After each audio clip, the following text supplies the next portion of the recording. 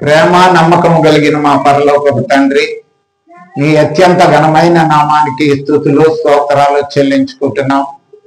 నీ అనాది దయా సంకల్పం ద్వారా భూదిగంతములు ఏర్పరచక ముందే మమ్మల్ని మట్టిలో జ్ఞాపకం చేసుకుని, మట్టిలోనికి రాకముందే మా మరణ స్థితిని ఎరిగి మహిమావంతుడైన యేసుక్రీస్తు వారిని మానవ శరీరాకారంలో ఈ లోకానికి పంపించి ఆయన కల్వరి శిలువ మీద బలి చేసి ఆయన చిందించిన పరిశుద్ధ నిర్దోష నిష్కలంక రక్తం ద్వారా మా యొక్క పాపాలు శాపాలు అతిక్రమాలు దోషాలు కడిగి మమ్మల్ని బిడ్డలుగా చేసుకుని నాటి నుండి నేటి వరకు మా జీవితంలో మా బ్రతుకుల్లో మా సమస్తాల్లో అనేక మేళ్ళు మా కంటికి కనపడనివి, మా హృదయానికి గోచరము కానివి, మా తలంపులు కూడా అందని మేళ్ళు మా పట్ల చేసుకుంటూ వస్తున్నాం. ఒక్కొక్కసారి మా జీవితాల్లో మా బ్రతుకుల్లో మీరు చేస్తున్న మేలు మాకు మరి శ్రమగాను బాధగాను ఆయుష్కరంగాను అనిపించినప్పుడు అనేక సార్లు మేము అవిశ్వాసులు అయిపోతున్నాం. మనిషి రొట్టె వల్ల కాదు, దేవుని నోట నుండి వచ్చి ప్రతి మాట వల్ల జీవిస్తున్నాడని ఆ జీవపు మాటలు వినే ధన్యత ఈ ప్రభు దినాన్ని మాకు ఇచ్చినందుకు వందనాలు నాయన. మరి మమ్మల్ని అందరినీ జ్ఞాపకం చేసుకోండి. ఇంతవరకు నిన్ను కీర్తించాం, నిన్ను ఆరాధించాం, నిన్ను మహింపరిచాం. వాక్య ధ్యానంలోకి వెళ్తున్న మమ్మల్ని జ్ఞాపకం చేసుకొని నాయన కొద్ది నిమిషాలు నీ వాక్యపు వెలుగులో ఉంచండి. నీ పరిశుద్ధాత్మ ద్వారా మమ్మల్ని ముద్రించండి. గ్రహించుకునే హృదయమును హత్తుకునే మనసును మాకు దయచేయండి. విన్న మాటలు విని మర్చిపోయి మోసపోకుండా ఆ మాటలు మా హృదయంలో దాచుకొని వాటి ప్రకారం జీవించే ధన్యత మా అందరికీ దయచేయమని యేసుక్రీస్తు వారి నామమున బట్టి వేడుకుంటున్నాము తండ్రి, ఆమేన్. చేరి వచ్చిన అందరికీ కూడా మన ప్రభువును రక్షకుడును అయినటువంటి యేసుక్రీస్తు వారి ప్రశస్తమైనటువంటి నామములో నా శుభవందనాలు తెలియజేస్తున్నాను. మరి సమయము పాటించలేకపోతున్నాం కనుక ఈ సమయంలో 42వ కీర్తన మనము మరి దావీదు గారు రాసినటువంటి ఈ కీర్తన ఆయన శ్రమల్లో కష్టాల్లో బాధల్లో ఇబ్బందుల్లో ఉన్నప్పుడు ఆయన మాట్లాడినటువంటి ఈ యొక్క గొప్ప మరి దేవుని బ్రతిమాలుకున్నట కష్టాలు నష్టాలు బాధల్లో ఇబ్బందుల్లో బాధింపబడినప్పుడు హింసింపబడినప్పుడు విశ్వాసి మౌనంగా ఉండక వాడు తన యొక్క వేదనను వెళ్ళపరిచే స్థితి, ఇది యేసు ప్రభు వారి యొక్క మరి ఆ యొక్క కృంగిపాటుని ఇది గుర్తు చేస్తుంది. కనుక ఈ వేదంలో ఒక్క మాట మనం జ్ఞాపకం చేసుకుందాం. 4వ వచనం.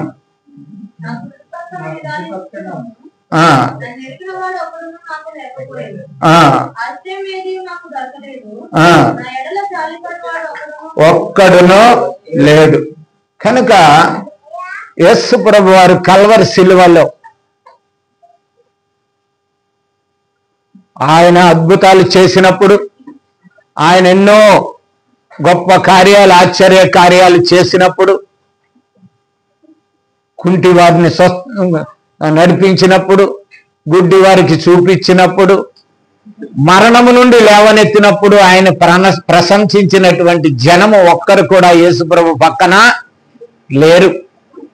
ఆయన శ్రమలో ఎవరు కూడా ఆయన ఓదార్చేవారు ధైర్యపరిచేవారు లేదు. కనుక ఇక్కడ ఈ మాటను మనము మరి ఆయన నా ఎడల జాలిపడివాడు ఒకడునో లేడు, ఆయన మీద జాలిపడివాడు ఆ రోజు నుంచి ఈ రోజు వరకు కూడా లేడు. యేసు ప్రభు చేసిన త్యాగం అర్థం కాక ఈ రోజు వరకు క్రైస్తవ్యము ఏదో మరి నామకార్థ క్రైస్తవ్యముగా కాలక్షేపణగా ఈ రోజుని మరి దినాలు గడుపుకుంటూ వస్తుంది. కనుక భక్తుడు ఇక్కడ అంటాడు, కనుక బహు వినయముగా ఆయన సన్నిధిని మొరపెడుతున్నాడట. బహు వినయముగా, వినయం అంటే లోబడి దేవునికి మొరపెడుతున్నాడు. కనుక ప్రియ సహోదరి సహోదరుడా, మరి ఈ దినాల్లో లెంటీ డేస్ లో మనం ఒక మాటను నేర్చుకుందాం. మనందరికీ తెలిసినటువంటి మరి మాట, యేసు ప్రభు వారు ఎన్నో మాట అండేది మూడో మాట అని మనం చెప్పవసరం లేదు, కానీ మనం ఏది ధ్యానం చేస్తుంటే అదే ధ్యానం. ఈ మాట యోహాను సువార్త 19వ అధ్యాయము 26, 27. యేసు తన తల్లి తాను ప్రేమించిన శిష్యుడును దగ్గర నిలిచుంట చూసి, అమ్మా అమ్మా ఇదిగో నీ కుమారుడు అని తన తల్లితో చెప్పాను. సరిపోద్దండి, సరిపోద్ది. అమ్మా ఇదిగో నీ కుమారుడు అని తన తల్లితో చెప్పాను. కనుక ఇక్కడ అమ్మా అనే మాట గురించి కొన్ని నిమిషాలు జ్ఞాపకం చేసుకుందాం. కనుక ఈ మాట గ్రీకు పదములో, గ్రీకు మరి బైబిల్ మరి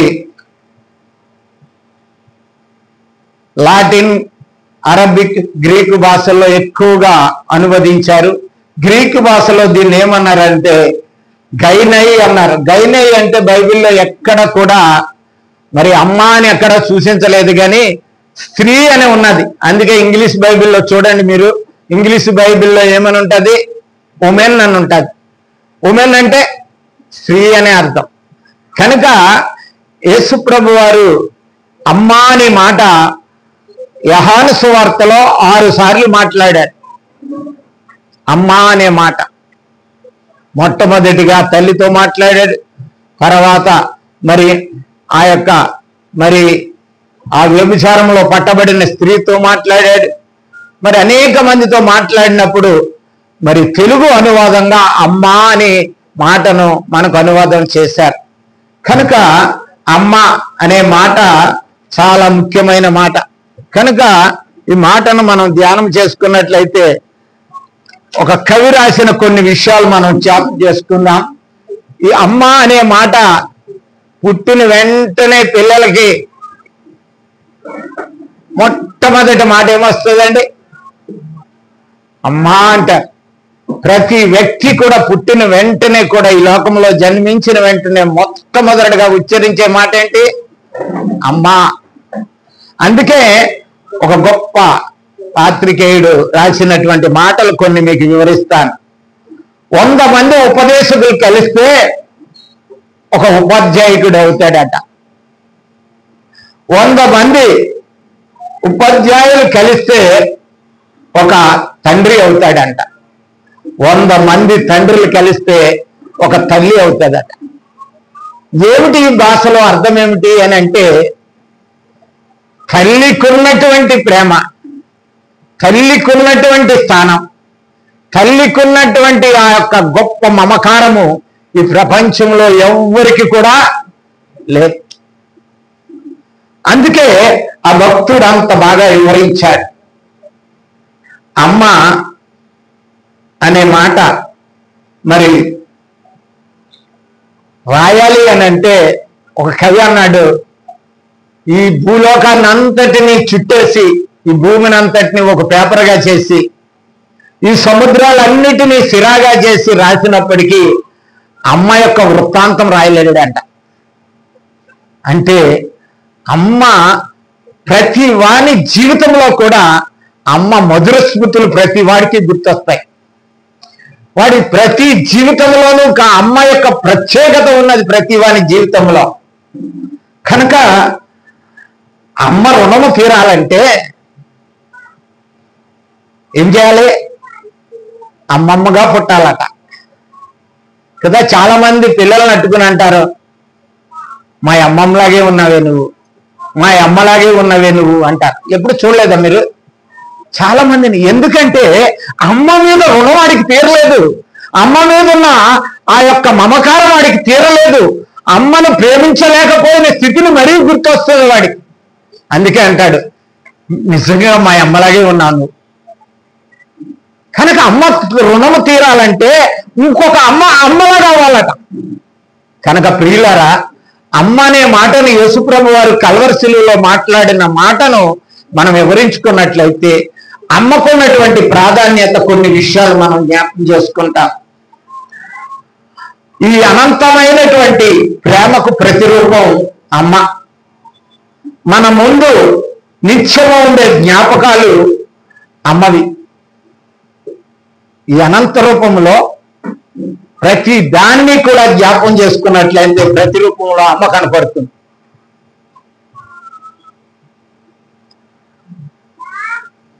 అమ్మ మనకు నిత్యము ఉండే జ్ఞాపకాలు ప్రతి వాడికి కూడా, ప్రతి వారి జీవితంలో. నేను చెప్పొచ్చో చెప్పకూడదు కానీ ఒక మాట చెప్పగలను. మేము 8 మంది పిల్లలం. మా నాన్నగారు ఒక టీచర్ అయినప్పటికీ మా నాన్నగారికి మేము భయపడేవాళ్ళం కాదు. మా అమ్మకి మేము భయము, భక్తి, ప్రేమ కూడా చూపేవాళ్ళం. ఎందుకంటే అమ్మ యొక్క స్థితి ఏంటంటే ఆమె ప్రతి అడుగు, ప్రతి పని పిల్లల ఆనందం కొరకే, పిల్లల భవిష్యత్తు కోసమే జీవించేది అమ్మ. అమ్మ యొక్క మధుర స్మృతులు గుర్తొస్తే వారి జీవితంలో ఉన్నటువంటి హృదయము గొప్ప దయావృతంగా కరిగిపోతూ ఉంటుంది. అమ్మ జ్ఞాపకాలు గుర్తొస్తే ఎంత కష్టమైనా, ఎంత నష్టమైనా, ఎంత బాధ అయినా, ఎంత ఇబ్బంది అయినా తన గర్భంలో ప్రవేశించిన శిశువును 9 మాసాలు మోయటానికి ఆ తల్లి పడుతున్న ప్రయాస ఒక్కసారి మనం జ్ఞాపకం చేసుకున్నట్లయితే అమ్మ అంటే ఏమిటో గుర్తొస్తుంది మన జీవితంలో. ఎన్ని శ్రమలు పడినా, ఎన్ని ఇబ్బందులు పడినా, ఎన్ని కష్టాలు పడినా నా గర్భఫలాన్ని నేను కళ్ళారా చూసి ఎంత శ్రమ పడుతుందండి ప్రసవ వేదన. అందరూ స్త్రీలందరూ కన్నవాళ్లే, మరణంలోనికి వెళ్ళి తిరిగి వచ్చేవాళ్లే. చచ్చిపోతానేమో అనుకుని కేవమని అమ్మా అని అన్నప్పుడు వెంటనే వీళ్ళకి మళ్ళీ ఏమొస్తుందో తెలుసా? గొప్ప శక్తి వస్తుంది. బైబిల్లోనే రాస్తున్నది అది. అన్ని మర్చిపోతారట. అమ్మ అనే మాట ఒక్క పిలుపు విన్నప్పటికీ ఆమె పడినటువంటి ప్రసవ వేదన అంతా కూడా దేంట్లో మర్చిపోతారు? అమ్మ అని తన బిడ్డ ఉచ్చరించినప్పటికీ ఆ యొక్క అమ్మ తన కష్టాన్ని, తన పడినటువంటి ప్రసవ వేదన అంతా మర్చిపోతారు. అందుకే ఆ కవి రాస్తున్నటువంటి కనుక అమ్మ మనస్సు కమ్మనైనది. కమ్మనైందంటే ఏంటండి? తిన్నవాడికే తెలుసు కమ్మ రుచి, కమ్మదనము యొక్క రుచి ఎవరికి తెలుసు? తినేవాడికే తెలుసు. అమ్మ ప్రేమ అనుభవించిన వాడికి, అమ్మ ఆప్యాయత అనుభవించిన వాళ్ళకే ఆ కమ్మని రుచి తెలుస్తుంది. కనుక అంటున్నాడు అని తెలిసి, అమ్మ ప్రేమ నిరుపమానమైనది అని తెలిసి, అన్నీ తెలిసిన నీవు అమ్మని ఎందుకు అలుసుగా చూస్తున్నావు? ప్రియులారా, నేనేదో కవిత్వం చెప్పాలని మీ దగ్గర కాదు, కానీ ఈ రోజున అమ్మని కన్న తల్లిని ఎంతో మంది రోడ్ల మీద విడిచిపెట్టిన వాళ్ళు ఉన్నారు. అమ్మ భారమైపోయిన బ్రతుకులు ఈ రోజున భారతదేశంలో మనకు కనపడుతూనే ఉన్నాయి. అనాథాశ్రయాలకో, అడవిల్లో కూడా ఎదురుపెట్టి వెళ్ళిపోతున్న దిక్కులేని నీళ్లు, కూడు లేని చోట. కనుక గమనిద్దాం, అమ్మను ఈ రోజున ప్రభు గుర్తు చేస్తున్నాడు. ఎందుకు తెలుసా? నీ జీవితంలో అమ్మ యొక్క ప్రాధాన్యత చెప్పటానికే, నీ బ్రతుకులో అమ్మని కమ్మని మధుర స్మృతులు గుర్తు చేయటానికే నిన్ను ప్రభు ఈ రోజున అమ్మ అని పిలుస్తున్నాడు. ఆమె దైవానికి ప్రతిరూపం. దైవమైనటువంటి యేసుక్రీస్తు కూడా అమ్మా అని పిలిచాడు. అమ్మ రుణం తీర్చలేం. అది అమ్మ సేవలు చేయాలిరా అంటున్నాడు. కనుక కడుపులో బిడ్డ పడగానే ఆమెకు ప్రాణం పోస్తుంది. ఆ బ్రతుకంతా కూడా ఆ బిడ్డ సుఖాన్ని, సంతోషాన్ని, ఆనందాన్ని, భవిష్యత్తుని, తన సంతోషాన్ని చూస్తుంది. శాంతి, సహనం అన్ని కలిగి తన జీవితం అంతా కష్టపడినప్పటికీ తన బిడ్డ యొక్క భవిష్యత్తు చూసేదే ఆ తల్లి. ఆ తల్లి గురించి ప్రభు అయినటువంటి యేసుక్రీస్తు ఇక్కడ ఏమంటున్నాడంటే, ఆయన అనేకమైనటువంటి శ్రమలు అనుభవిస్తున్నాడు. ఇందాక చదువుకున్న లేఖన భాగంలో చూసాం మనం, 147:4 చూసాం. అతను అద్భుతాలు చేసినా, ఆశ్చర్యాలు చేసినా, ఎంతమందిని చనిపోయిన వారిని లేపినా, ఎంతమందిని స్వస్థపరిచినా, ఎంతమందికి ఆదరణ దయచేసినా ఆయన్ని ఆదరించేవాడు ఒక్కడును కూడా లేకపోయాడు. ఆయన గుర్తెరిగినట్టు ఆయన ఎవరి కోసం శ్రమ పడుతున్నాడో, ఎవరి కోసం ఇబ్బంది పడుతున్నాడో ఒక్కడు కూడా కనపడలేదు. ఆ రోజునే కాదండి, ఈ రోజు కూడా కనపడలేదు. అందుకే ఆ రోజున గలతీ పత్రికలో ఒక మాట అంటాడు ప్రభు అయిన పరిశుద్ధాత్మ దేవుడు. గలతీలకు రాసిన పత్రిక 3వ అధ్యాయం 1వ వచనం, అవివేకులైన అంటే అర్థం ఏంటండి చెప్పాలి, మనం అర్థమైతేనే మనం కొంచెం ముందుకెళ్దాం. వివేకము లేనివాడు. వివేకం అంటే ఏంటండి మన భాషలో చెప్పేయండి, ఆలోచన లేనివాళ్ళారా అని అర్థం. ఒక మాటలో చెప్పొస్తే ఇంకో మాట ఏంటండి, బుద్ధి లేనివాళ్ళారా అని అర్థం.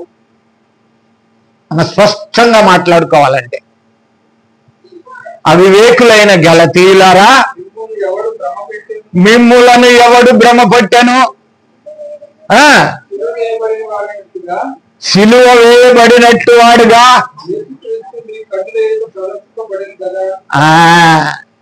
గలతీయులకి అంటున్నాడు అక్కడ, యేసుక్రీస్తును సిలువ వేసినట్లు మీ దగ్గర ప్రదర్శింపబడ్డది కదా, మీరు ఎరుగుతురు కదా, మీరు చూశారు కదా. ఆ రోజున వాళ్ళందరూ ఎగతాళి చేశారు, హేళన చేశారు, ముఖం మీద ఉమ్మేశారు, నెత్తి మీద పొడిచారు, కొరడాలతో కొట్టారు, అనేక హింసలు చేశారు, గేలి చేశారు. కానీ ఆయన మాట ఏంటంటే తెలుసా, అక్కడున్న వారిని అందరినీ అంటున్నాడు అమ్మా అంటున్నాడు. అమ్మా అనే మాట ఎంత మధురమైనదో ప్రభు ఈ రోజున మనకి కొన్ని మాటల్లో మనం జ్ఞాపకం చేసుకుందాం. కనుక ఈ మాట చూసినట్లయితే యెషయా గ్రంథం 53:5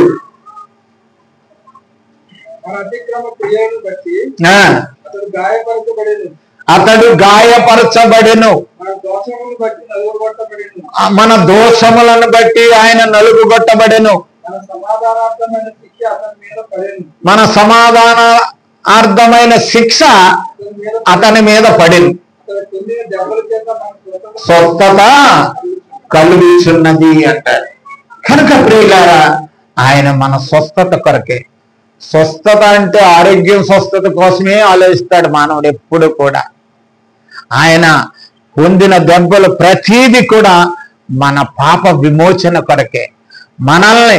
అందుకే యేసుప్రభు వారు అనుభవించిన పొందినటువంటి ప్రతి శ్రమ ద్వారా మన జీవితాలకి ఒక ఉన్నతమైనటువంటి రక్షణ భారం మనకున్నది. యేసుప్రభు మొట్టమొదటిగా బోధించినటువంటి బోధ ఏమిటండి? ఏంటి చెప్పండి, ఏం బోధించాడు ఆయన? మత్తయి సువార్త 4వ అధ్యాయం 17వ వచనంలో ఒక మాట ఉంది. 4వ అధ్యాయం 17వ వచనంలో, అప్పటి నుండి యేసు పరలోక రాజ్యము సమీపించుచున్నది గనుక మారు మనసు, పరలోక రాజ్యము కొరకు బోధ చేశాడు, పరలోక రాజ్య బోధ చేశాడు.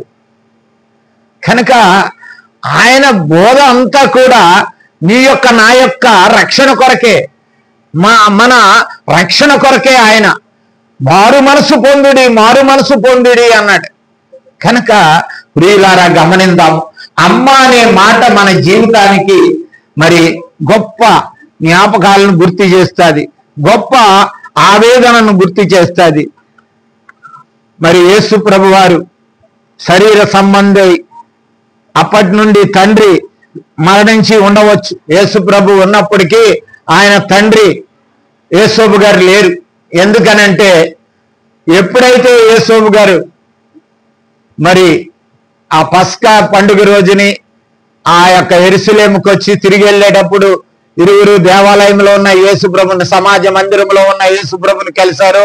ఆ తర్వాత యేసు ప్రభు ప్రసక్తి యేసోబు క్షమించండి, యేసోబు యొక్క ప్రస్తావన ఎక్కడ కూడా లేదు.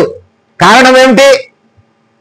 ఆయన మరణించి ఉండొచ్చు కనుక. అందుకే సమాధి దగ్గర కానీ మరి యేసు ప్రభు బోధ చేస్తున్నప్పుడు కానీ ఒక చోటకు వచ్చినప్పుడు ఇదిగో మీ తల్లిని మీ సహోదరులను వచ్చి ఉన్నారని చెప్తారు. అంటే అప్పటికే యేసోబు గారు లేరు కనుక ఆయనకున్నది ఒక్కటి తల్లి మరియ మాత్రమే. కనుక ఆ తల్లి యొక్క ప్రేమ ఆయన సంపూర్ణంగా అనుభవించాడు. ఆ తల్లి యొక్క మనసు ఎరిగాడు. ఆ తల్లి యొక్క ప్రేమ ఆయన ఎరిగి ఉన్నాడు కనుక ఆయన గొప్పగా చెప్తున్నటువంటి మాట ఏంటంటే యోహాను సువార్త 19:25 ఒక్కసారి చదవండి. యేసు తన తల్లి తాను ప్రేమించిన శిష్యుడు దగ్గర ఇచ్చినట్టు 25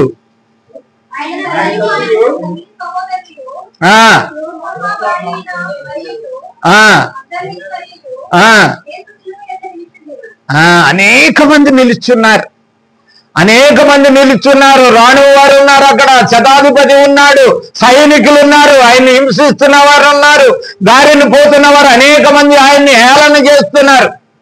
అటువంటి కష్ట స్థితిలో ప్రభువుకి గుర్తొచ్చింది ఎవరో తెలుసా? ఎవరు గుర్తొచ్చారండి? అమ్మ గుర్తొచ్చింది. నువ్వెన్నో కష్టాలు అనుభవించవచ్చు, ఎన్నో బాధలుగా ఉండొచ్చు, నీ జీవితం కష్టతరంగా ఉండొచ్చు, కానీ ఆఖరి క్షణం ప్రభు కొద్ది నిమిషాలు ఏమైపోతున్నాడు? చనిపోతున్న సమయంలో కూడా తల్లి యొక్క బాధ్యతను ఆయన స్వీకరించాడు. తల్లి యొక్క ప్రేమను ఆయన ఎరిగాడు. తల్లి యొక్క మమకారాన్ని ఆయన తెలుసుకున్నాడు. ఆమెను జ్ఞాపకం చేసుకొని అమ్మా అని పిలిచాడు.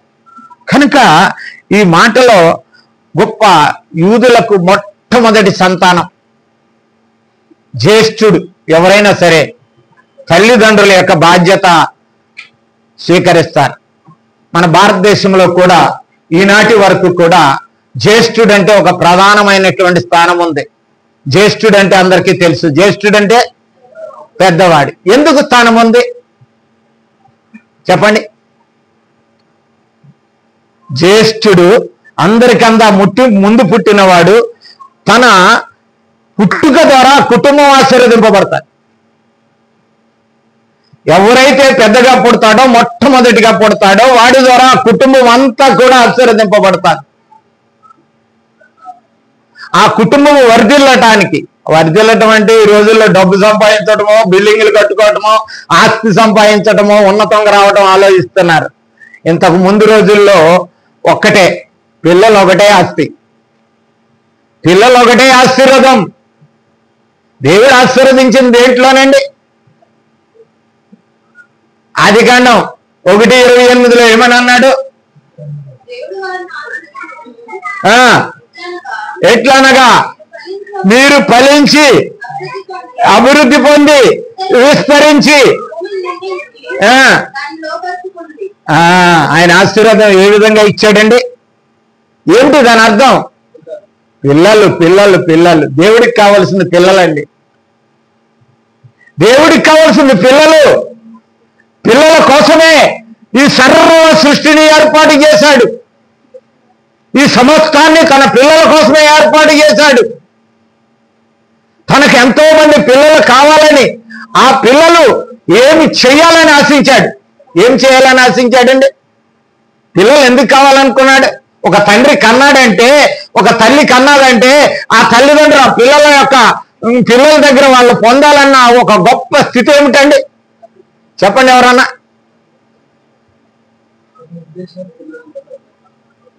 యెషయా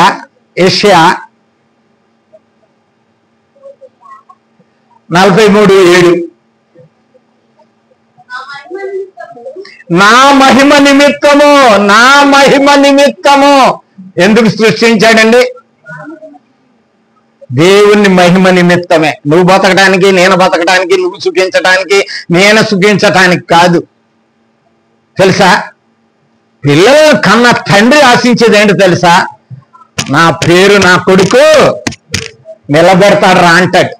తెలుసా? మంచిగా అయ్యాడనుకో, కొడుకు మీద చేసి ఈడురా నా కొడుకు. మరి ఆడు తప్పుడుగా తండ్రి పేరుని చెడగొట్టువాడిగా ఉన్నట్లయితే ఏమంటాడు? మనకందరికీ తెలుసు. ఏమంటాడు?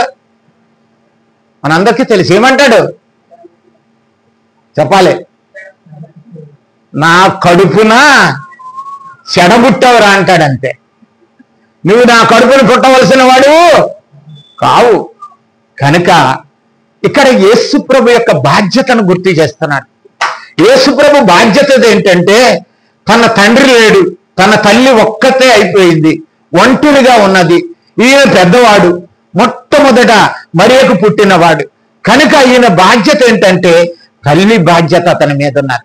ఈ రోజుల్లో చాలా కుటుంబాలుగా మరి చాలా మంది కూడా మనం రెబ్కాను గురించి జ్ఞాపకం చేసుకున్నప్పుడు కొన్ని విషయాలు ధ్యానం చేసుకున్నాం. కుటుంబంలో ఉన్నటువంటి ఒకరి తర్వాత ఒకరు ఏ విధంగా బాధ్యతలు విస్మరిస్తారో ఈ రోజున.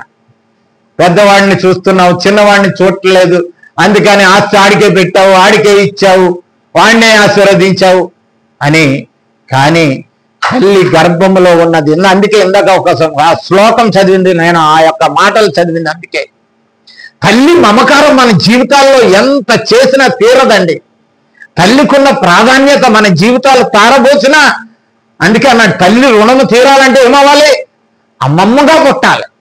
అమ్మమ్మగా పుట్టాలంటే 3 అమ్మలుగా పుడితేనే కానీ ఆ తల్లి యొక్క రుణం నేను తీర్చలేదు. కనుక యేసు ప్రభు వారు అది గుర్తెరిగి తన తల్లి యొక్క పడ్డ బాధలు, ఆమె ప్రసవించటానికి ఆమె పడ్డ కష్టాలు, ఆమెకి ఎక్కడ కన్నప్పుడు ఎక్కడ స్థలము లేక ఆయన ఎక్కడ పరుండబెట్టారు? పశువుల పాకలో పరుండబెట్టారు. ఆయన చనిపోయినప్పుడు పశువులు లాంటి మనుషుల దగ్గర ఆయన్ని సిలువ వేశారు. ఆయన తిరుగుతున్నప్పుడు కనీసము అవివేకులైనటువంటి ప్రజల మధ్యన ఆయన్ని దేవుడు ఉంచాడు. కనుక ప్రియులారా, మనం జ్ఞాపకం చేసుకుందాం దినాన్ని. ఆయన బాధ్యత తల్లి పట్ల ఆయన గుర్తు చేస్తున్నాడంటే, నీకు నాకు ఈ దినాన్ని మన తల్లి యొక్క ప్రేమను ఒకసారి గుర్తు చేస్తున్నాడు. మనము కూడా మన తల్లిని ఏ విధంగా చూడాలి, ఏ విధంగా ఆ అమ్మ యొక్క మమకారాన్ని పొందాలి, ఆమె ప్రేమను, ఆమె రుణాన్ని ఏ విధంగా తీర్చుకోవాలో యేసు ప్రభు వారు ఇక్కడ గుర్తు చేస్తున్నాడు. ఆ బాధ్యత పెద్దవాడిగా తన బాధ్యతను తన తల్లి పట్ల ఆయన చూపిస్తున్నాడు. కనుక మూడవగా తల్లి బాధ్యత తను యాకోబుకి తన ప్రథమ శిష్యుడు తన హత్తుకున్నటువంటి యోహానుకు అప్పచెప్పాడు. కనుక తల్లి యొక్క ప్రాధాన్యత బైబిల్లో చాలా ఉన్నది, మనకు బాగా తెలుసు. మరి 10 ఆజ్ఞలు అని చెప్పుకుంటున్నటువంటి నిర్గమకాండములో ఉన్న 20వ అధ్యాయము 12వ వచనంలో ఒక మాట ఉన్నది. నీ దేవుడైన యెహోవా నీకు అనుగ్రహించే దేశంలో నీవు దీర్ఘాయుష్మంతుడు అగునట్లు. దీర్ఘాయుష్మంతుడవు అంటే ఏంటండి?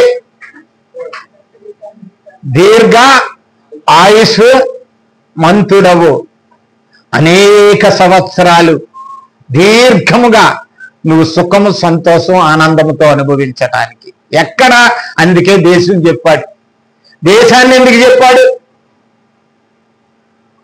దేశం గురించి ఎందుకు చెప్పాడంటే, నువ్వు ఎక్కడ ఉంటున్నావో అక్కడ ఆశీర్వదింపబడతావు. నీ తల్లిని తండ్రిని సన్మానించినట్లయితే, నీ తల్లిదండ్రుల పట్ల నువ్వు భయభక్తులు కలిగి వాళ్ళ మాటలు విన్నట్లయితే తప్పకుండా నువ్వు ఆశీర్వదింపబడతావు. అది 10 ఆజ్ఞల్లో దేవుడు ఆ పలకల మీద రాసి ఇచ్చినటువంటి 12వ ఆజ్ఞ ఏమిటో తెలుసా? నీ తల్లిని నీ తండ్రిని సన్మానించు. సన్మానించటం అంటే ఏంటంటే, సాలువ కప్పటమా, బొక్కునివ్వటమా, ఒక దండ ఇయటమా? చెప్పండి. పాలాభిషేకం చేయటమా? ఈ మధ్య పాలాభిషేకాలు చేస్తున్నారు కదండి. పాలాభిషేకం చేయటమా? కాదు కాదు. ప్రియ సహోదరి సహోదరుడా, తల్లి తండ్రుల్ని గౌరవించాలి, వారి మాట వినాలంటే సామెతలో ఒక మాట అంటాడు. సామెతల గ్రంథం 1వ అధ్యాయం 8వ వచనంలో, నా కుమారుడా తల్లి తండ్రి ఉపదేశమును ఆలకించము, తోసివేయకము పోచివేయకము. బోధలో పెరిగాడు యేసు ప్రభు వారు. తల్లి యొక్క బోధలో పెరిగాడు. తల్లి యొక్క బోధను మర్చిపోవద్దు. మన జీవితాల్లో కూడా తల్లి ఎంతో చెప్తుంది. తండ్రి ఏంటో తెలుసా? పట్టుకొచ్చి ఇంట్లో పడేసేవాడే. కానీ తల్లి ఇంట్లో ఉండి తన కుటుంబాన్ని, తన పిల్లల్ని సక్రమంగా ప్రతి విషయంలోనూ అనునిత్యము తన పిల్లల కోసమే ఆలోచిస్తుంది. దుర్మార్గులు లేరని కాదు, దౌర్భాగ్యరాలు లేరని కాదు. నేను న్యూస్లో ఒక పేపర్ వచ్చింది, లేదా చూసారో లేదో మీరు, యూట్యూబ్లో కూడా వచ్చింది. 3 పిల్లలను చంపేసింది తన ప్రియుడి కోసం. దుర్మార్గులు ఉన్నారు. అమ్మ ప్రేమ ఎరగని దౌర్భాగ్యులు కూడా ఉన్నారు. అనేకమైన పరిస్థితుల్లో మనం జీవిస్తున్నాం ప్రియులారా. అందుకే యేసుప్రభు ఈ రోజునే తల్లిని గుర్తు చేస్తున్నాడంటే, తల్లి స్థానం ఏంటంటే ఆమె బోధ చేస్తాయి. నువ్వు బ్రతుకు దినాలు పెద్దోడైపోయినా సరే, ఎంత పెద్దోడై పిల్లలకన్నా సరే, కొడుకుని జారదీసి ఏం చేస్తుందండి తల్లి? చెప్పండి మీరు అందరూ చెప్పండి. నెత్తి మీద చేసుకుని దగ్గరికి తీసుకుంటుంది. ఎరా బాబు ఎట్లా ఉన్నారా, నీ పిల్లలు ఎట్లా ఉన్నారా, నువ్వు ఎట్లాగున్నావురా, ఆరోగ్యం బాగుందా? ఎవరు అడగాలి? ఎవరిని అడగాలి చెప్పండి? ఎవరు అడగాలి? మనం అడగాలి, అమ్మాయి ఎలాగ ఉన్నావని. ఎంత ఆప్యాయత పెద్దదైన తల్లి చూపుతుంది. యేసు ప్రభు వారు మనుష్య కుమారుడు, దేవుని కుమారుడు అయినప్పటికీ మన కొరకు ఆయన తల్లి యొక్క ప్రేమను మనకు బయలుపరుస్తున్నాడు. తల్లి బోధన మరవకూడదు. 19వ అధ్యాయం 26వ వచనం చూడండి. అదే సామెతల గ్రంథం తొందరగా ముగించుకుందాం. తండ్రికి కీడు చేసి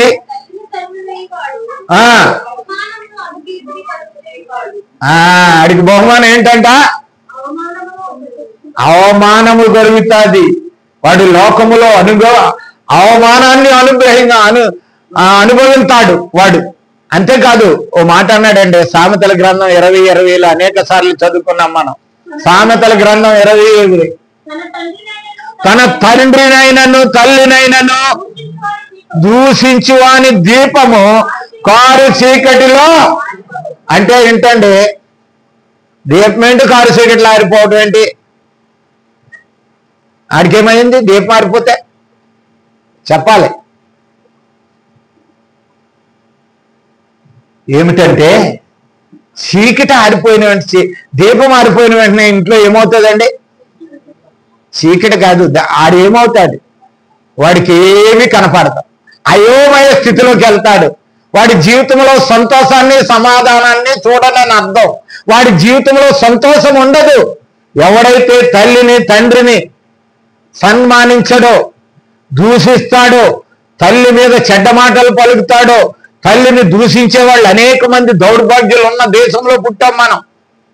తల్లికి వాల్యూ ఇవ్వలేని దౌర్భాగ్య స్థితిలో ఉన్నాం మనం ఇప్పుడు.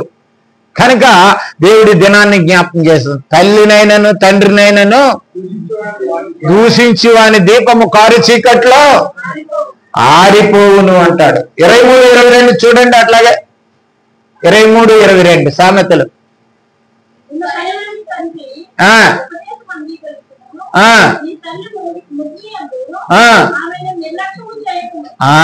నిర్లక్ష్యము చేసేవాళ్ళు ఎక్కువైపోయారు.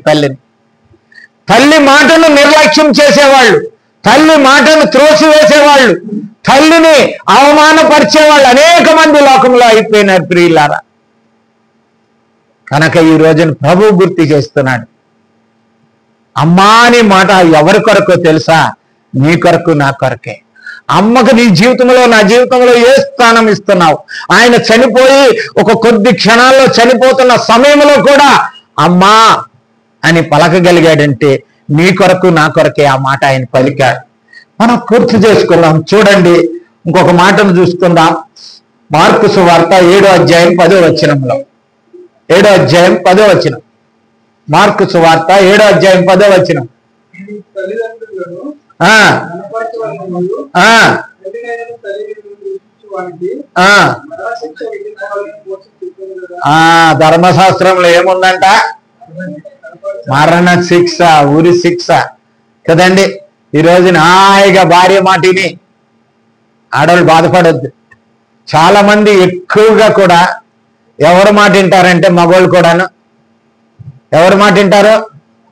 రామ్ కుమార్ తల ఊపుతుంది. భార్య మాటే వింటారు, భార్య మాటే వింటారు ఎక్కువ.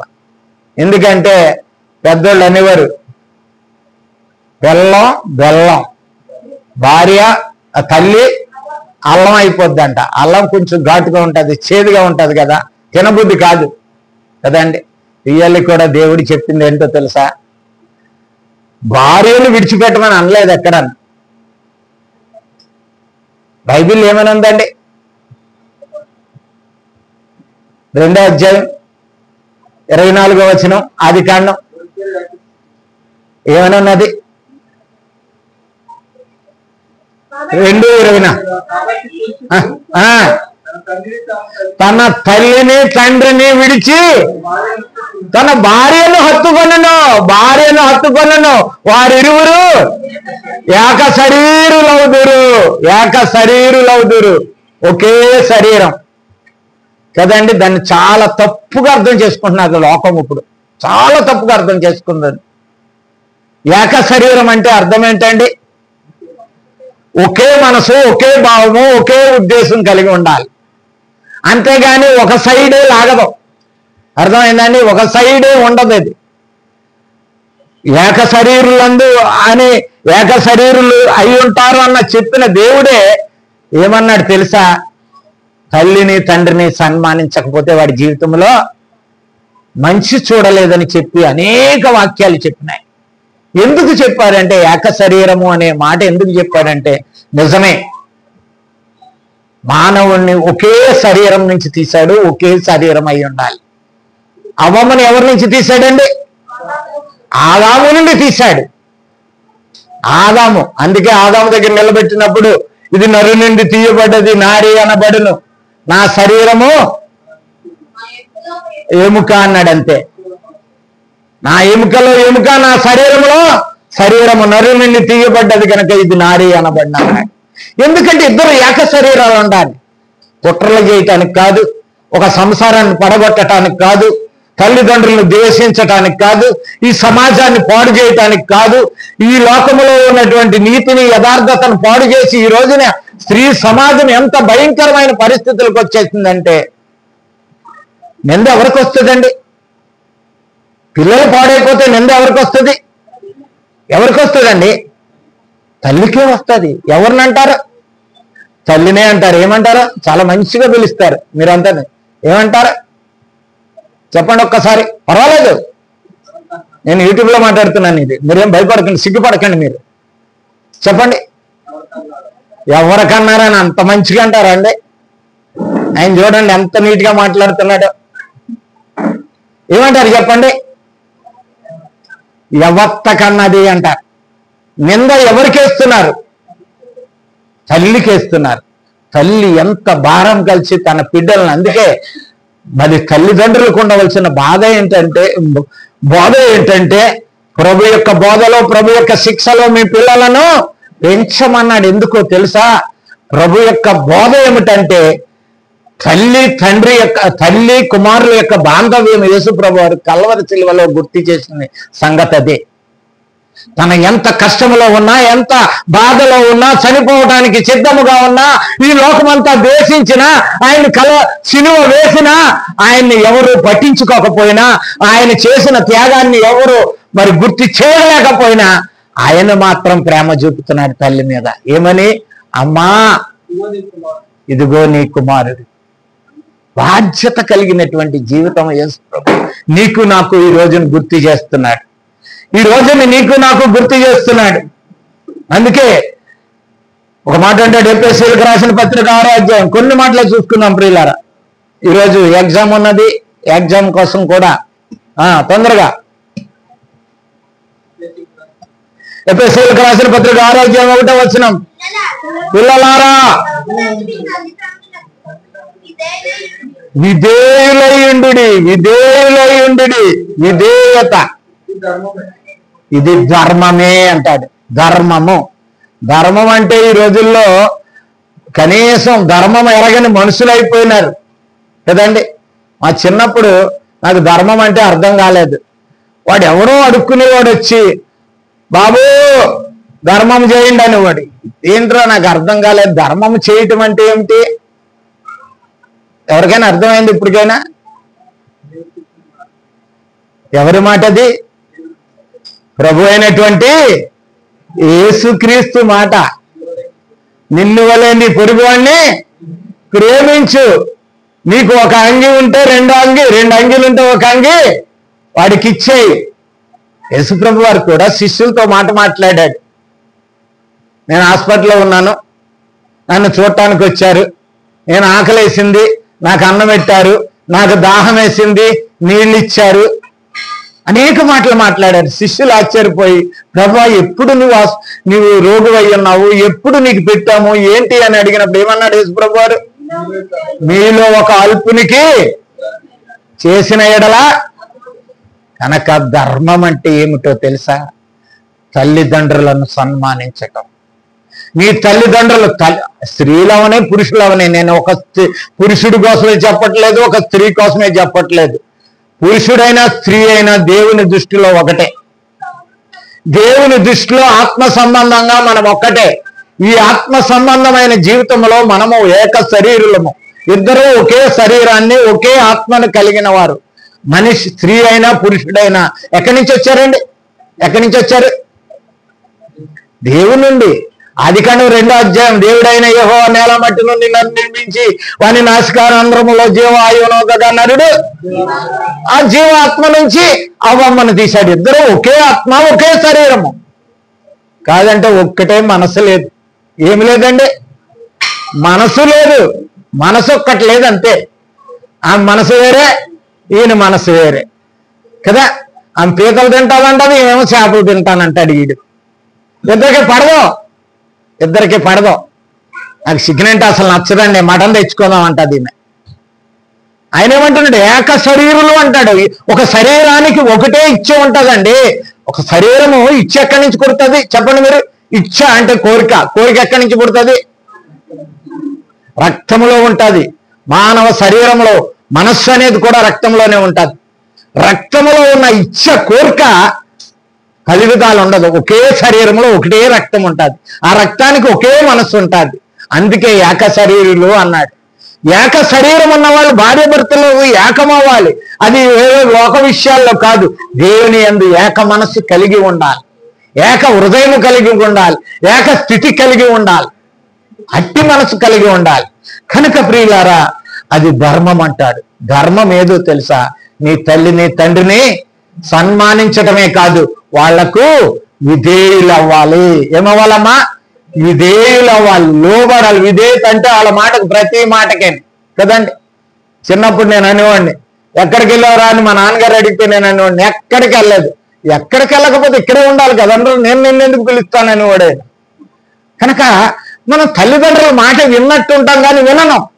కనుక నిర్లక్ష్యము చేయొద్దు అంటున్నాడు దేవుడు. ఈ రోజుని యేసుప్రభు వారి మాట ఎందుకు ఉపయోగించాడంటే మరి ఎక్కువగా అదే మాటను ఉపయోగించాడు. చూడండి, రోమియోలకు రాసిన పత్రిక 1వ అధ్యాయం 30వ వచనంలో ఒక మాట ఉంది. రోమియోలకు రాసిన పత్రిక 1వ అధ్యాయం 30వ వచనం చదవమ్మా. లాస్ట్ మాట చదివేయమ్మా. తల్లిదండ్రుల కవిదేయులను అవిధేయులు, అది ఒక్కటే మాట మనకు కావాలి. అవిధేయులు, విధేయులు అవ్వాల్సిన పిల్లలు ఏమవుతున్నారు? ఈ రోజునే అవిధేయులు అయిపోతున్నారు, అవిధేయత చూపుతున్నారు. వీళ్ళందరికీ దేవుడు అవిధేయులైన వాళ్ళకి మరి అట్టి వాళ్ళకి ఏమంటున్నాడో తెలుసా? వాళ్ళందరికీ ఏమున్నదంటే, అనురాగ రహితులు ఇట్టి కార్యములు చేయవారు మరణమునకు తగినవారు అంటాడు. మరణమునకు తగినవారు. మరణం అంటే చచ్చిపోవటం కాదండి. ఎప్పుడైనా చచ్చిపోతా ఉండవు మనం. మరణం అంటే చచ్చిపోవడం కాదు. ఏంటమ్మా మరణం అంటే? నరకం. మరణం అంటే నరకం. ఇది చనిపోవట. ఇది చనిపోవట అంటే ఏంటండి? చనిపోవుట. తెలుగులో చాలా మంది చదువుకున్న బిడ్డలు ఉన్నారు ఇక్కడ, చెప్పాలి. చనిపోవుట అది మంచి మాటే, కానీ మన భాషలో చెప్పాలంటే చనిపోవుట. నేను ఒక ఉదాహరణ, చెలి శనియే అంటాడు కవి. చెలి శనియే అంటే అర్థం ఏంటమ్మా? శని అంటే వెళ్ళిపోయింది, స్నేహితురాలంట వెళ్ళిపోయింది.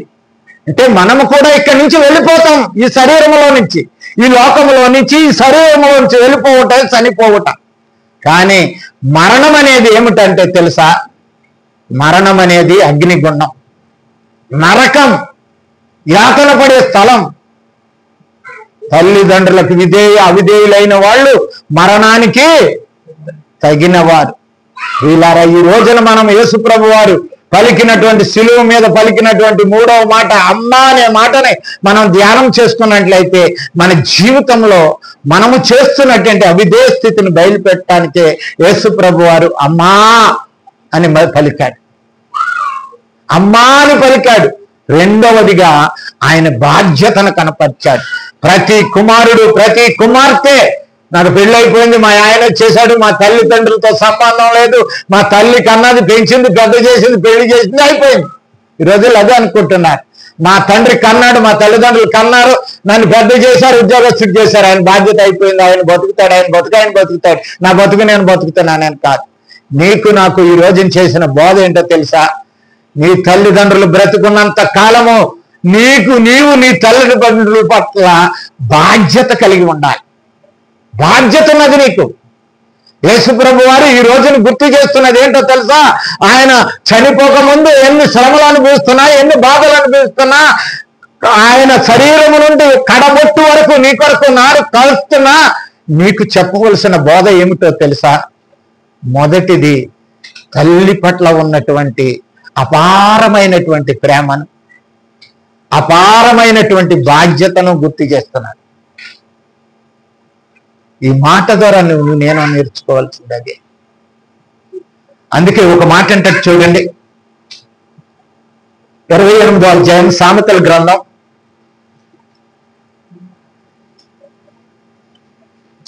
సామెతల గ్రంథం 28వ అధ్యాయం 24వ వచనం.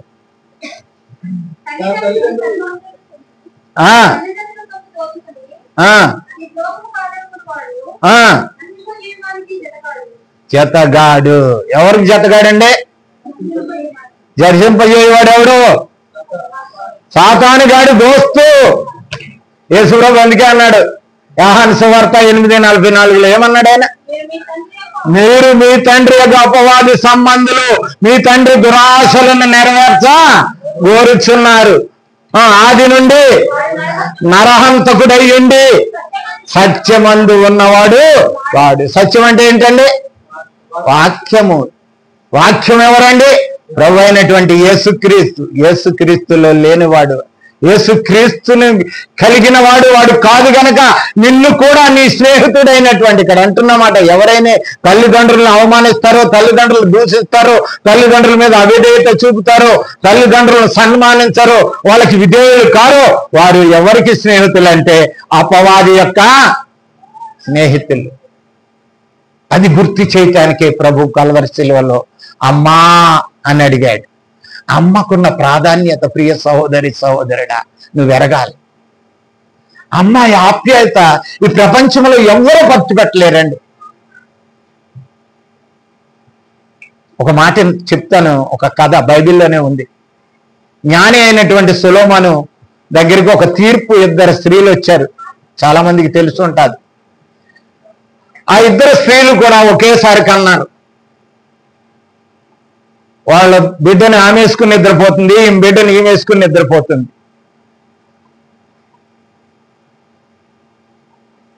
ఒక ఆమె బిడ్డ చనిపోయిన వెంటనే ఆమె లేచి ఈ బిడ్డను ఆ పక్కన పడేసేసి ఈ బిడ్డను తీసుకెళ్తాను పక్కన పడేసుకుంది. ఇది జ్ఞాని అయినటువంటి సొలొమోను దగ్గరికి వచ్చింది. అప్పుడే శాబారాణి ఉన్నది సొలొమోను రాజ్యంలో. ఆయన యొక్క జ్ఞానం తెలుసుకోవటానికి వచ్చింది. తల్లి యొక్క ఆప్యాయత చూద్దాం. ఆ యొక్క కేసు తీర్చడానికి, దానికి న్యాయం చెప్పడానికి ఆయన అన్నాడు, ఎవరు బిడ్డ ఈ బిడ్డ, బతుకున్న బిడ్డ అంటే నా బిడ్డ అంటే నా బిడ్డ, నా బిడ్డ అంటే నా బిడ్డ అంటున్నారు ఇద్దరు. మరి ఎవరి బిడ్డ ఈ బిడ్డ? నా బిడ్డ అంటే ఈమంటుంది, నా బిడ్డ అని ఆమంటుంది. అప్పుడు సొలొమోను ఒకటే మాట అన్నాడు.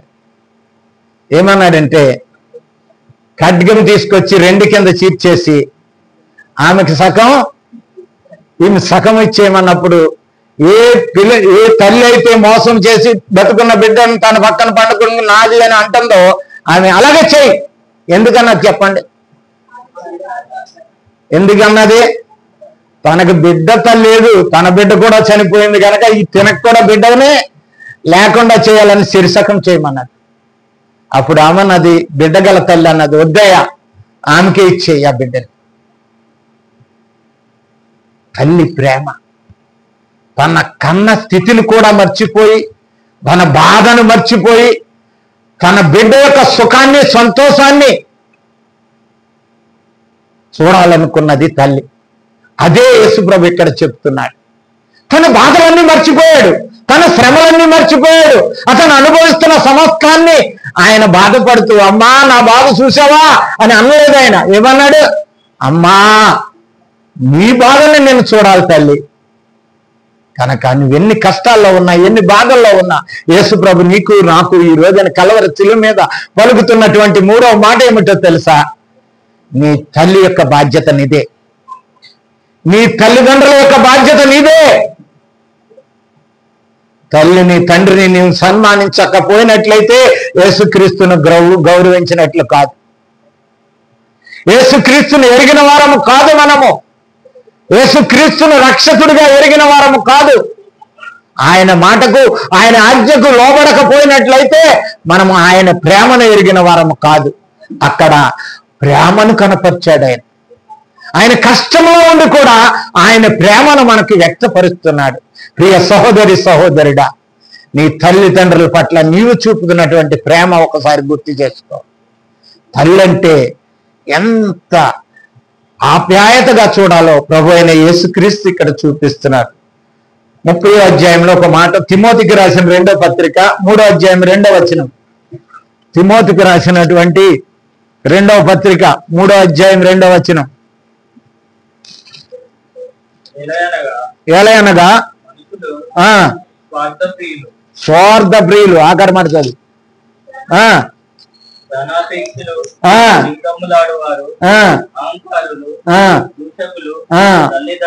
తల్లిదండ్రులకు అవిధేయులు. తర్వాత మాట అన్నాడు, కృతజ్ఞత లేని వారు. తల్లి ఎలాగ చూసి, ఎలా పెంచి పెద్ద చేసి ఏమి చేసిందో ఏమి లేనివాడండి, కృతజ్ఞత లేని వాళ్ళు, కృతజ్ఞత లేని దౌర్భాగ్యులండి.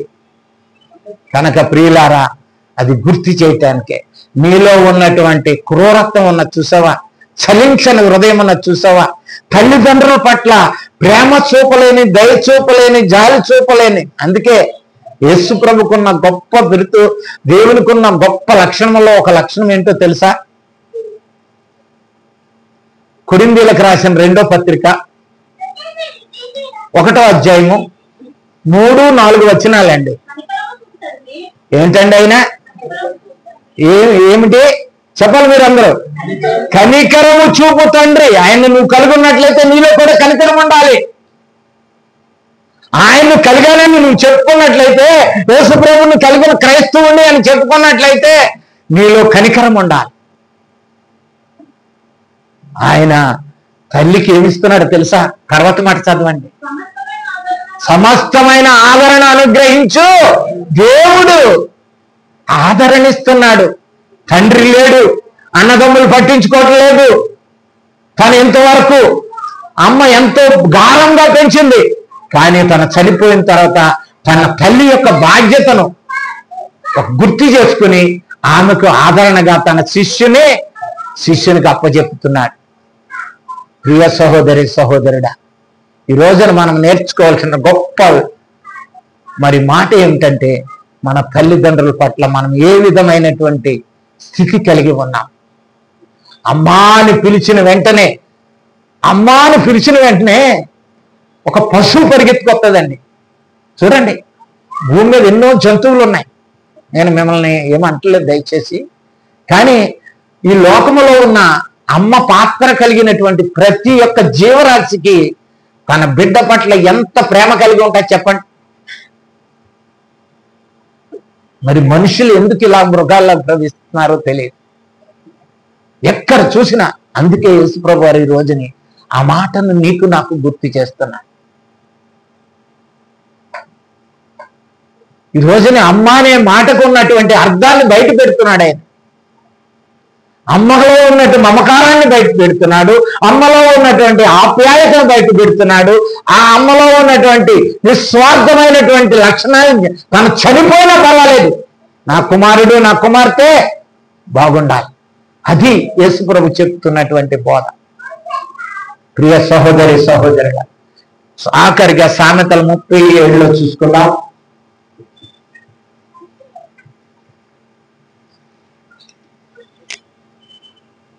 30:17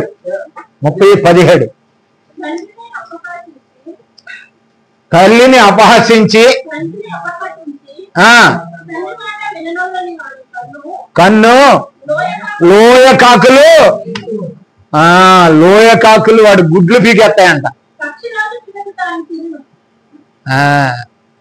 కనుక వాడి గుడ్లు అంటే ఏంటంటే పెట్టే గుడ్లు కాదు, ఏంటి కన్ను గుడ్లు.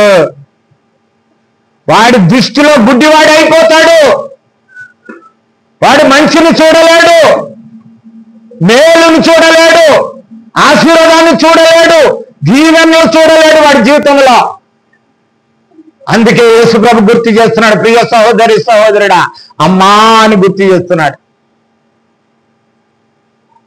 నీ జీవితంలో నీవు ఒక్కసారి గుర్తు చేసుకో, ఒక్కసారి గమనించు. యేసు ప్రభు పుట్టినప్పుడే 8వ రోజున మందిరానికి తీసుకెళ్ళినప్పుడే సుమయోను మాట అన్నాడు. ఏమన్నాడు చూడండి, లోకాసు వార్త 2వ అధ్యాయం 34-35లో 34-35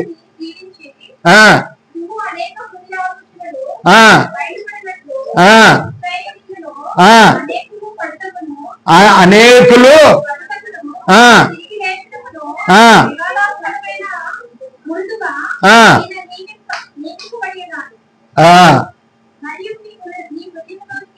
నీ హృదయములోనికి, మాట చాలా ముఖ్యమని మరియమ్మతో అంటున్నాడు సుమయోను, నీ హృదయములోనికి ఒక ఖడ్గము దూసుకొని పోవును.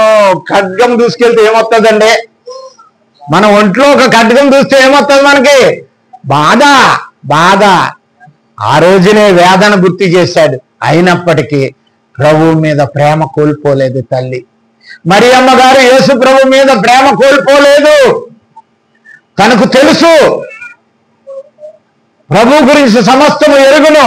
ఆ రోజే సుమయోను చెప్పినప్పటికీ ఆ లేఖనం నెరవేరినట్లు ఆమె వేదన ఏంటంటే, తన కడుపును పుట్టినటువంటి యేసుక్రీస్తు వారు అనేకమైనటువంటి దౌర్భాగ్యులు, దరిద్రులు, యూదులు, పరిచయులు, శాస్త్రులు, మరి శతాధిపతులు, మత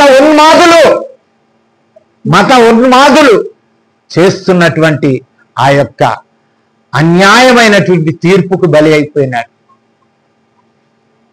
ప్రియ సహోదరి సహోదరుడా, నీవు కూడా ఆయన అడుగుజాడల్లో నడాలని ఒక మాట అంటాడు చూడండి. ఆఖరి మాట పేతురు రాసిన మొదటి పత్రిక 2వ అధ్యాయం 19వ వచనం, 19-20 చూడండి. 19-20 పేతురు రాసిన మొదటి పత్రిక 2వ అధ్యాయం 19-20 చూడండి. దాని అక్కడ వద్దామా? 20-21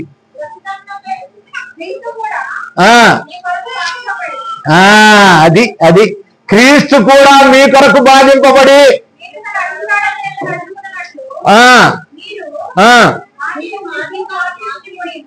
మాదిరి ఉంచిపోయిన, ఆ మాట కావాలి మనకు, అంతే ఇంకేమొద్దు. ఆ మాదిరి మనకు ఉంచిపోయాడు. ఆ మాట మన జీవితానికి ఒక మాదిరి అండి. ఆయన పలికిన కల్వరి శిలువలో పలికినటువంటి మాట మన జీవితానికి ఒక మాదిరి. మాదిరి అంటే ఇంగ్లీష్లో ఏమంటారండి? మోడల్ అంటారు. మోడల్ అంటే ఏంటంటే ఈ రోజుల్లో మోడల్ అంటే ఏంటంటే మంచిగా అలంకరించుకోవటం మోడల్ అయిపోయింది కదండి. ప్యాంట్లో మామూలుగానే వేసుకునేవాడు, ఇంతకుముందు చింపుకుంటేనే కానీ ప్యాంట్ వేసుకోవట్లేదు. అది మిమ్మల్ని ఎవరిని అంటలేదు, అది చింపుకుని వేసుకుంటున్నాడు, అది కట్ చేసుకున్న ప్యాంట్ వేసుకుంటున్నాడు. తెలుసా, భయంకరమైనటువంటి పరిస్థితులు. ఇంతకుముందు ఎవరు బాధపడదు దయచేసి, ఉన్న మాట చెప్తున్నాను. జాకెట్ కుట్టించుకుంటే ఇక్కడ దాకా ఉండేదండి, ఇట్లా కట్టించుకునేవారు జాకెట్ స్త్రీలకు. కానీ రోజుని ఎందుకు నాగరికత పేరుతో నరుడు నాశనం అయిపోతున్నాడండి. నాగరికత కాదది, నాశన పుత్రుని యొక్క ఆలోచన. అది నాశనానికి వెళ్ళవలసిన ఆలోచనలో నరుడు నాశనం అయిపోతున్నాడు ఈ రోజున. ఎందుకంటే ప్రియులారా చెప్తున్నాను, యేసు ప్రభు వారు ఆ 3వ మాటలో అమ్మా ఇదిగో నీ కుమారుడు అని ఒక బాధ్యతయుతంగా మాట్లాడాడు. అమ్మ మీద ఉన్నటువంటి మమకారాన్ని, అమ్మను గుర్తు చేసుకోవడం అయిన కాదు, నీకు నాకు గుర్తు చేయటానికే కల్వరి సిలువలో ఆయన పలికినటువంటి 3వ మాట. కనుక ప్రియ సహోదరి సహోదరుడా, ఈ రోజు నుంచి మనం గుర్తెరుగుదాం. యేసు ప్రభు వ్యర్థముగా ఏ మాట పలకలేదు. ఆయన మాట ఈ లోకంలో ఈ సమస్త సృష్టిని కలగజేసింది, సమస్తమైన వాటిని కలగజేసింది కదండి. యోహాను సువార్త 3:3 ఏమన్నది, కలిగి ఉన్నదేది ఆయన లేకుండా కలగలేదు. నిన్ను కలగజేసింది ఆయనే, ఈ సమస్తాన్ని కలగజేసింది ఆయనే. ఆయన మాట నీ జీవితాల్లో మేలు చేసినట్లయితే నీ జీవితము ఒక క్రైస్తవుడిగా, ఒక ఆత్మీయుడిగా, ఒక ఆశీర్వాదానికి పాత్రుడిగా చేయగలిగినట్లయితే మనకు అదే సంతోషం. ఆయన అమ్మ అన్నాడంటే నిన్ను అనమనే. ఆయన ఆ యొక్క బాధ్యత తీసుకున్నాడంటే నీకు కూడా ఆ బాధ్యత ఉందని కనపరచడమే. అమ్మ ప్రేమను ఎరిగిన ఆయన నీకు కూడా గుర్తు చేస్తున్నాడు. అమ్మ ఎంత బాధలు పడి నిన్ను కన్ని పెంచి పెద్ద చేసి ఈ స్థితికి తీసుకొచ్చింది. ఆ అమ్మను గాలికి వదిలేయద్దురా. అమ్మ అంటే అలుసు కాదురా, ఒక నలుసులాగా తీసి పడేస్తున్నాడు, కంట్లో దులుపుకున్నట్టు తీసేస్తున్నాడు. కనుక ప్రియ సహోదరి సహోదరుల, ఈ దినాన్ని మనం జ్ఞాపకం చేసుకుందాం. 3వ మాట. కనుక ఆ మాటలో ఆయన అంటున్నట్టు మాట, అమ్మా ఇదిగో నీ కుమారుడు. మళ్ళీ ఇంకొక మాట, కింద ఇంకొక మాట ఉంది 27 యోహాను సువార్త 19వ అధ్యాయం 27వ వచనం. శిష్యుని చూచి నీ తల్లి అని చెప్పాను కదండి. ఇప్పుడు చాలా మంది కూడా ఈ రోజుల్లో ఎందుకు నేర్పాడో తెలుసా యేసు ప్రభు? ఒక స్త్రీని పిలిచేటప్పుడు ప్రతి వాళ్ళు ఏమని పిలాలండి? అమ్మాని పిల్లాలని బుద్ధిహీనులకి చెప్తున్నటువంటి మాట. చాలా మంది కూడా పేర్లు పెట్టి పిలవటం, వరుసలు పెట్టి పిలవటం కదండి. ఇది కూడా ఆడలకు కూడా నచ్చట్లేదండి, నేను గమనించాను. నేను అమ్మ అంటున్నావు, నీ తలంటి తెల్లగా అయిపోయినా నన్ను అమ్మ అంటున్నావా? నీకంటే పెద్దదా నేను అంటున్నారు. దౌర్భాగ్యపు బతుకు. అమ్మ అంటే ఒక ప్రేమతో కూడిన పదం అండి, ఒక ఆప్యాయతతో కూడిన పదం అండి. చాలా మంది చూడండి అక్క అంటారు, క్రిస్టియన్స్ ఏమంటారు? సాధారణంగా సిస్టర్ అని ఇంగ్లీష్లో అంటారు, తెలుగులో అక్క అంటారు. అక్క అంటున్నావు నన్ను, నీ ఎంట్రుకలు తెల్లగా ఉన్నాయి, నన్ను అక్క అంటున్నావు. నీ వయసు ఎంత, నా వయసు ఎంత? కనుక నీకు నాకు గుర్తు చేస్తాను. ఎందుకు గుర్తు చేశానంటే ఈ మాటని నీకు నాకు గుర్తు చేస్తున్నాడు యేసు ప్రభు వారు. ప్రతిని ఒక వ్యభిచారం తీసుకొచ్చినప్పుడు ఏమన్నాడు యేసు ప్రభు వారు? అమ్మా అన్నాడు. అమ్మ అని పిలుపు నీకు అలవాటు చేయడానికే ఆ మాట మాట్లాడాడు ఆయన. అమ్మ అనే ఉద్దేశం నీకు బయలుపరచడానికే, ప్రతి వారు అమ్మ అని పిలుచుకోవడానికే, నా కుమారుడు అని పిలుచుకోవడానికే ఆయన ఆ మాటలు గుర్తు చేశాడు. అట్టి ధన్యత చేరువచ్చిన మన అందరికీ దేవుడు అనుగ్రహించును గాక. ఆమేన్.